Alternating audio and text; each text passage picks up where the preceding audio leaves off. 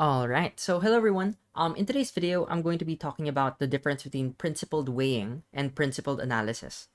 In my opinion, I think making this distinction very evident while you are learning about principles is quite necessary because as you will continue to progress through debating and you're going to learn more about how to apply different weighing metrics in an argument, which would include some principled components and some moral framework that underpins the analysis for why something is more important than something else, right? You will always be using some form of a principle. And so I think a very good starting point for being able to, launch principles and acknowledge how they play, the role that they play in our arguments. It's not sufficient for you to start by, like learning all the highfalutin, very, very, very theoretical concepts of, of principles like, why is the right to privacy good? Or why is utilitarianism good? Or why is Kantianism good? Or all that other stuff, right? It's not necessarily about memorizing a list of principles and then applying it wherever you need to, or whenever emotion comes up that is related to that principle because you've studied it before. While that might be good, it's not a very realistic way that we actually employ when we are, naturally arguing, right? When we naturally make an argument, we are always at some point forwarding an implicit principle that we are unaware of, but the first step to making that principle very evident in the speech so that you could communicate to the debaters and you can communicate it to the judge so that it could be credited explicitly as, as a principle that is very, very, very meaningful for the round because it will advance your argument in a very, very strong way because it's well proven. What is important for you is to be able to be disciplined in highlighting how it is related to the argument. And that shouldn't be unnatural. It's a very natural process, which I'm going to try and encourage in today's video. So, in short, the difference between principled weighing and principled analysis is that principled weighing pertains to the question of what moral principle is fulfilled through the completion of this argument, which is to say that it is relatively more outcome dependent and more focused on the evaluation of impacts, while principled analysis, as I will show later on in this video, is that it is asking the question, what obligations ought to be fulfilled through the operation of this motion, which is a relatively more outcome independent and more focused on the integral operation of that motion.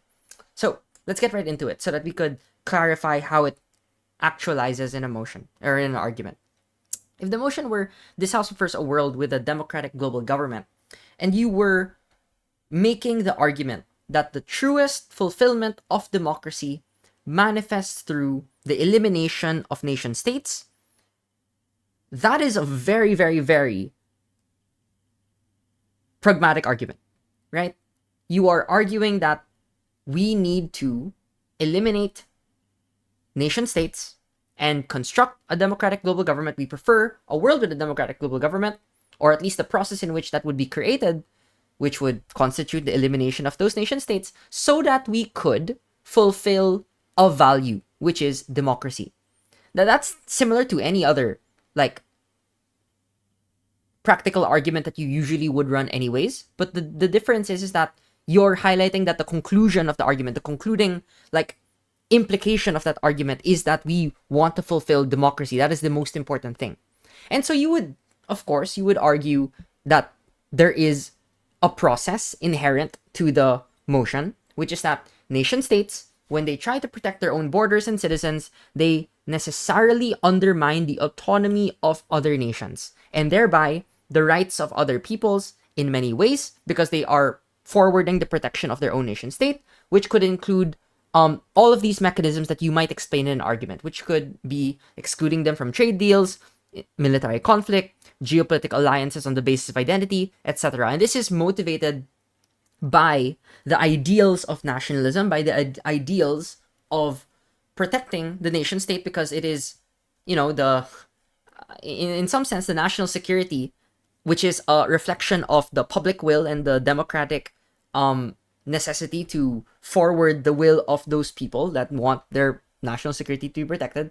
You are forwarding that principle at the expense of the autonomy of other nations that are in competition with your nation state, because you're threatened by the existence of that other nation state.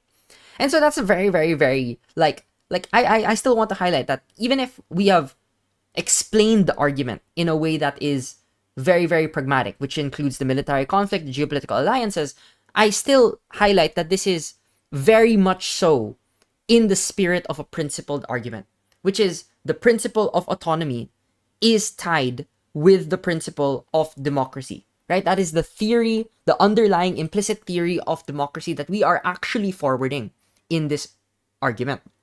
And so here is where you insert the principle, right? At the end of the argument, you explain democracy is about true equality of representation.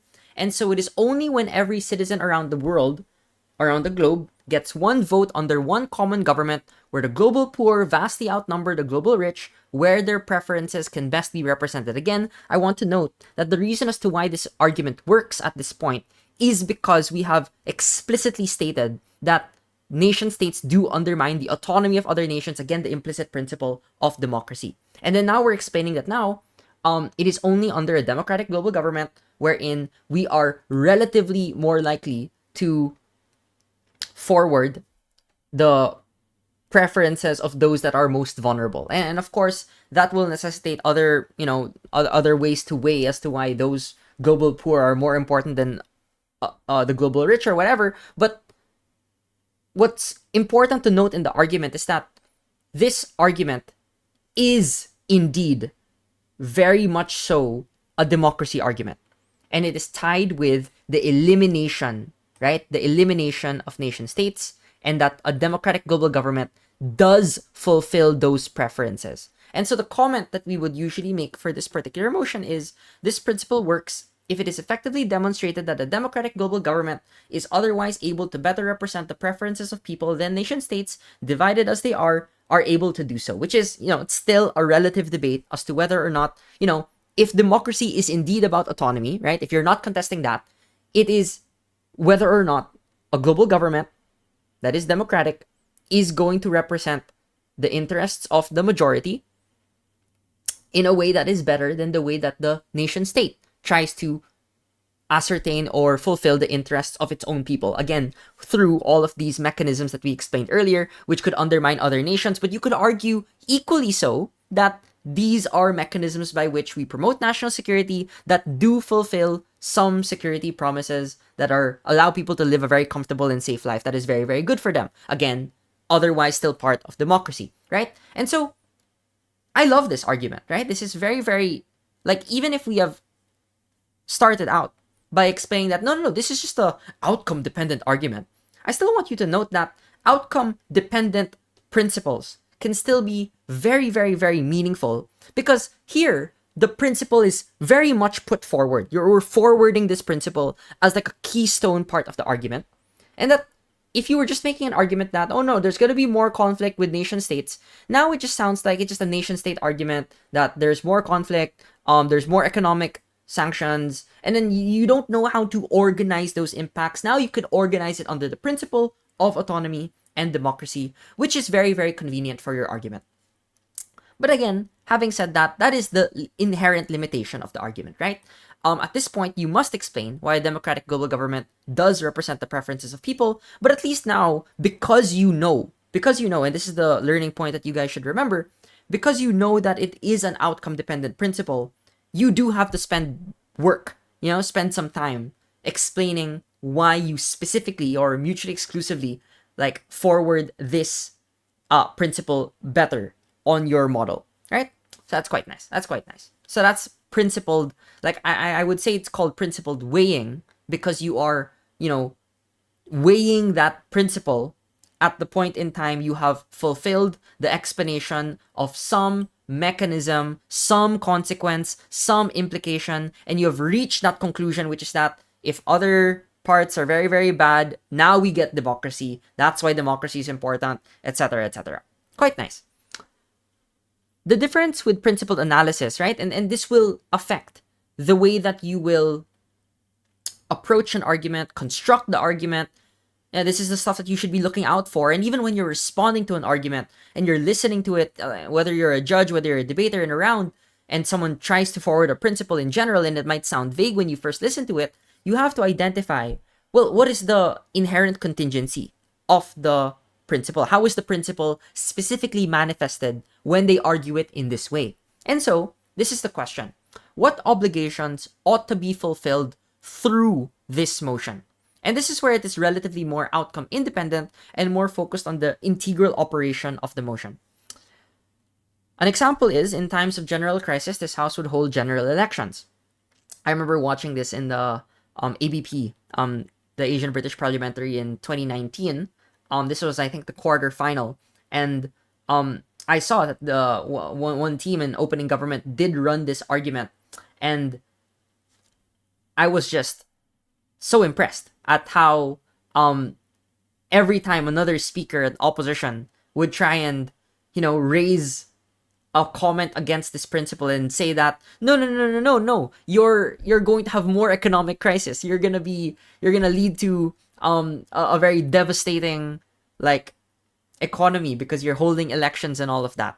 And so every time someone ran that response, they would raise a POI and say that our argument is not dependent on whether an economic crisis happens or not. We have a moral obligation to be able to survey the preferences of our voters because they were denied the consent to be able to have this government take over their economy and make decisions on their behalf. That is why we still stand with our principle. And I was like, that's insane. I love that because you can only really get that level of intuition and really understand that this is inherent, that this is how the argument forwards the principle if you know that it is relatively trying to be outcome independent.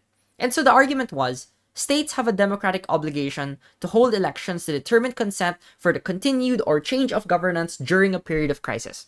And the principle was argued as follows. And this is why it is called principled analysis, because rather than starting with the outcome, right? The outcome of nation states undermine autonomy and then forwarding the principle afterwards, you immediately start with the principle and then you're explaining it alongside the operation of the motion. You would say, when individuals voted for a government during normal times, they did not necessarily consent for this specific government to govern during a time of crisis. And then your underlying explanation might be they could not predict when or how a crisis would manifest. The crisis substantially changes their preferences during a time of crisis. And so because they did not necessarily consent for, this particular crisis to change all of their preferences and thereby also change the ways in which policies would, organize and necessitate trade-offs on their behalf. Like, for example, if a government needs to address a certain crisis by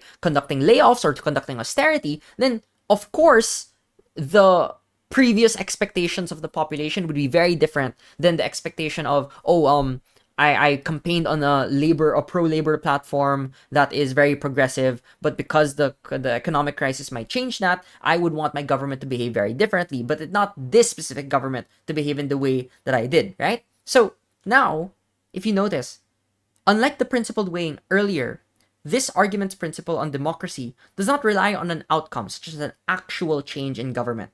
That is why it is relatively more outcome independent. But instead, it relies on a specific conception of democracy as, compared to a while ago, on autonomy and choice, it is voting aligned with immediate times in a context of crisis-changing preferences. And so when you are responding to the argument, to the principle, you don't just say, no, democracy is not absolute, right? You can't just do that the same way you would respond to the argument here, right? You can't just say democracy is not absolute. Some democracies are more flawed than others. We want these compromises more than others. We get better economic benefits to fulfill the preferences of future populations. That might be some way you might respond to this first argument that is relatively more outcome dependent. But the difference here is that you won't do the same thing here, right? You won't argue that the new government has to fulfill the preferences of the public when they are elected, right? You can make all the arguments you want about populism and how they could be much worse, but and I agree that that could be a very strong argument, especially if you tie it with the underlying principle that if the economy of the crisis, substantially permanently changes the government for a very very long time, such that even outside of the crisis you can't undo those irreparable changes, then maybe now I hope you're understanding that that response actually does touch on our outcome independent principle now. That democracy was, right? If we are fulfilling this preference on consent, government, and all of that, what is the actual trade off that is being done in the principle? Inherent to the principle is saying that an overriding preference of the people is that you must have this government be specifically aligned with the sentiments and anxieties of this particular population during a period of crisis. And now I hope that gives you a pathway to responding to the argument, right? You could say that that is a tyranny of the majority. That is a tyranny of those that are very, very vocal and might otherwise do irreparable damages to the economy and make very, very bad decisions. And now you could bring in the dependent economic arguments later on, but here it should be very clear to you that that is a very, very like cleaner way to respond to the principle, as opposed to just saying that no, democracy shouldn't always apply. There are more important principles like economic welfare. And then that doesn't necessarily engage in the same way that you wanted to, because again, it was about consent. It was about the context. It was about what the duties and underlying obligations of government are. And so now you have to unpack that when you are making the response. But of course, when you are constructing the argument, this is a very, very fun exercise, right? You being able to identify the relatively outcome independent parts of your principle and the relatively outcome dependent parts of the principle allows you to segment and strategize, where do you want to prioritize the weighing, and where do you want to prioritize the analysis? How do you link it with the principle? Is it necessary to do it at all? Would it be very meaningful to do that in this particular argument? And a lot of the time, by doing this exercise, by thinking about whether or not it is principled weighing, if it is principled analysis, you should be more comfortable with acknowledging that this is this is the context in which this argument is situated. So I'm game to commit to the way in which this principle should be forwarded with the argument and that I'm already making right now. And so that's quite nice. All right. Okay, that's pretty much it. Hopefully this is a very, very good starting point for understanding the role of principles in arguments. First, it is important to distinguish what principled weighing versus principled analysis is, and then understanding where you situate that in an argument, and being very disciplined in sticking to the specific conception of the principle and elucidating that for the judge and all the debaters that are in the round, so that you avoid the messy, vague principles that try and, mix and match between these things without uniquely focusing on the part that is, where you allow it to manifest as strongly principled weighing or strongly principled analysis. And that's really where you get the best benefit from this. Okay, thank you very much. Have a wonderful day.